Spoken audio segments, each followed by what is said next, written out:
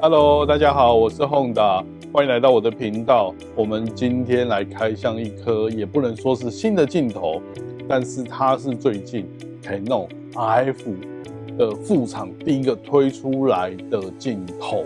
这一颗就是 Sigma 的1850 f2.8 这一颗全新的 APS-C 的镜头哦。我们要开箱这颗镜头之前，我先跟大家聊聊我这段时间看到的部分。Canon 推出了 RF 的镜头，在前几年的时候就一直耳闻说，今天他要推出跟副厂合作，跟 Sigma、跟腾龙这些副厂合作，然后要推出其他非原厂的镜头，大家都很期待。可是传了这么多年呢，感觉很像就是狼来了，一直都没有听到。那我们看到的是尼康的 Z 先跟 Sigma 跟腾龙合作推出了副厂镜头。那我们不论那些中国品牌的镜头的部分，我们讲的是这一些老牌的副厂镜头，Sigma、腾龙的这一块。那今年忽然就爆出一个大消息，就是说那个 Canon 终于要开放 RF 镜头了。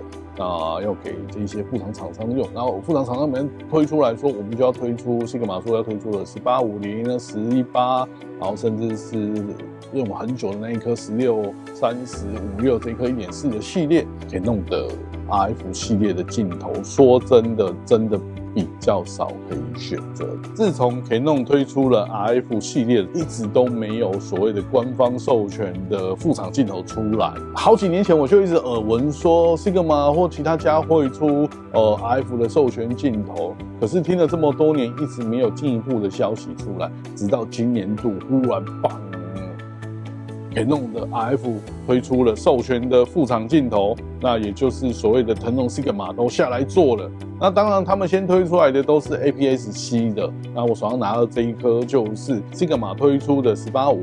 那听说后面也会出10、18，还有16、30、56、1.4这几颗。那我手上拿到这一颗呢，我这段时间使用下来，我觉得哇哦，真的不错耶。不过有一个小缺点，我等一下再跟大家来分享哦。Canon 的 RF 镜头来讲，我们先不管全幅，它的 RF-S 也就是 APS-C 系列这些镜头，原厂出的镜头量实在不多，真的没几颗。那在没几颗的状态下，在这么多年也 R7、R10也没有什么更好的选择状态下，大部分都还是买原厂的全幅镜头来用。如果你要大光圈的状态下，开放卡口这个对镜头厂商来讲是一个，我个人觉得啦，对我消费者来说是一个好的部分，因为你看隔壁家的 Sony 的卡口是开放的，所以多档镜头特别的多。如果你想要更好的体验，还是要原厂的机身配上原厂镜头1850，刚好补足了RF-S 这个系列在所谓的大光圈镜头上面的缺憾，也就是提供了这一些2.8跟1.4的大光圈。对于 R7、R10 的用户来讲，这是一个很棒的体验哦。那段时间我拿到它之后，我拿去拍了人像，那大家看看我人像拍摄的画面吧。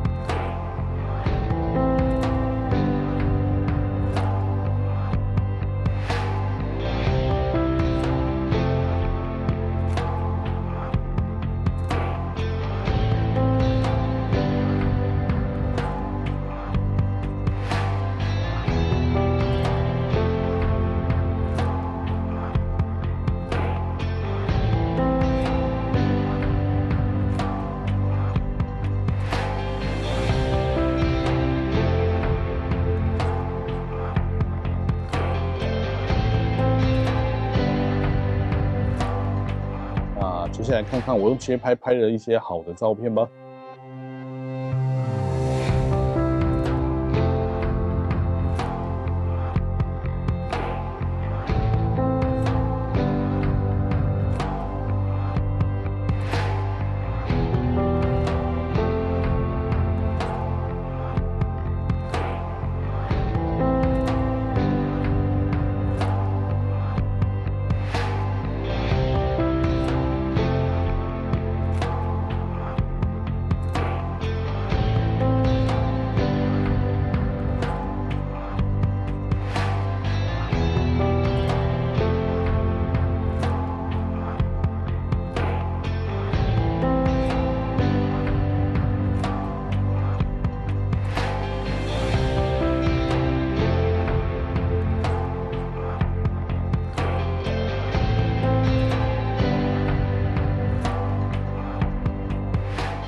大家都看完这些照片了，先分享一下我这段时间使用这颗镜头的感觉。这颗镜头因为是副厂镜头，它的对焦点只有支援在80%以上，那我觉得这一点真的是原厂还是会把一些东西锁死啊，比较可惜。相对来说也的确是会如此啊，因为你今天想要更好的体验，你必须要势必买更快的对焦，也要势必买，然后要更快的更加的支援度，你还势必要买原厂镜头。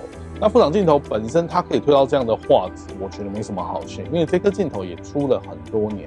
我之前用过Sony 的，也用过富士的这个卡口的部分。那我使用下来，不得不说，在这个体积、这个重量来讲，不管是原厂或副厂，只有 Sigma 可以做到这样子的部分。因为这么小一颗，那我们来看看它到底是怎么样的一个画面哦。它卡口换了以后变得比较大了一点，你会看到这边有比较大。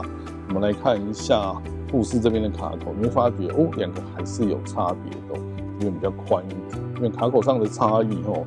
那因为这一颗 RF 的它本身有支援所谓的全幅的卡口的部分，它是全幅跟那个 APS-C 共用的卡口，那它比较胖一点，比较大一点。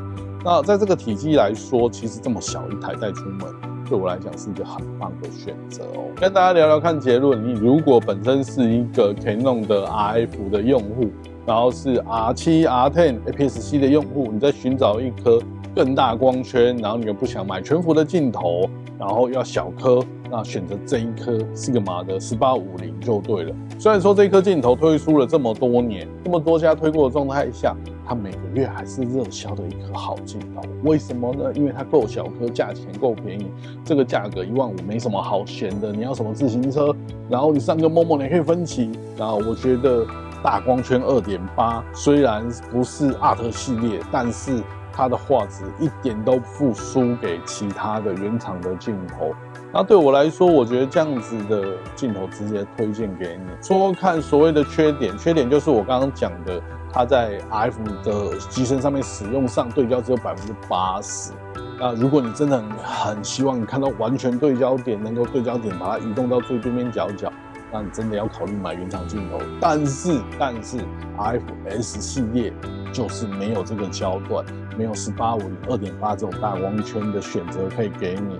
对你来说，其实很像这也不是缺点，只是放弃掉对焦区域的部分。它耀光还是不够的好。那因为本身不是一颗Art的顶级镜头，那我觉得这个也是属于价格放在那里，你也没什么特别好选的吼。